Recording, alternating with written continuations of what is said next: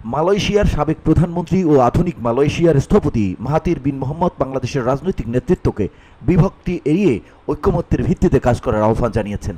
বুধবার কুয়ালালামপুরের royal lake ক্লাবে মালয়েশিয়ার সাবেক পররাষ্ট্রমন্ত্রী ও রাজনীতিবিদ তানুশ্রী সৈয়দ হামিদ আলবারের আত্মজীবনীমূলক গ্রন্থের প্রকাশনা উৎসবে তিনি এ আহ্বান জানান। অনুষ্ঠান শেষে এক প্রেস ব্রিফিংয়ে আন্তর্জাতিক ইসলামিক বিশ্ববিদ্যালয়ের পিএইচডি গবেষক ও বেসরকারি থিঙ্ক ট্যাঙ্ক আইপিজেড এর নির্বাহী পরিচালক মোহাম্মদ আলাউদ্দিনের বাংলাদেশের সাম্প্রতিক ঘটনা প্রবাহ সম্পর্কিত এক প্রশ্নের জবাবে মাহাথির বলেন, বাংলাদেশের জনগণ সাহসিকতার সঙ্গে একজন অজনপ্রিয় ও স্বৈরাচার শাসককে ক্ষমতাচ্যুত করেছে।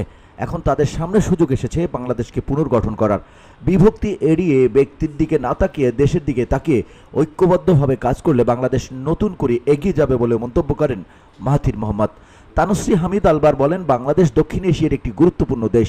দেশটির পরিশ্রমী জনগণের প্রচেষ্টায় সব দিক থেকেই এগিয়ে যাচ্ছে। সাম্প্রতিক গণঅভ্যুত্থান বাংলাদেশের সামনে পুনর্গঠনের বিরল সুযোগ করে দিয়েছে।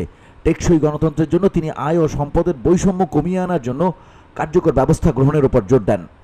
বহির্বিশ্বে বাংলাদেশের ইমেজ পরিবর্তনের জন্য কঠোর পরিশ্রম করারও আহ্বান জানান তিনি। দক্ষিণ পূর্ব এশিয়ার আঞ্চলিক জোট আসিয়ানে বাংলাদেশের যুক্ত হওয়ার বিষয়েও পূর্ণ সমর্থন ব্যক্ত করেন মালয়েশিয়ার সাবেক এই পররাষ্ট্রমন্ত্রী। BOD Bangla news desk.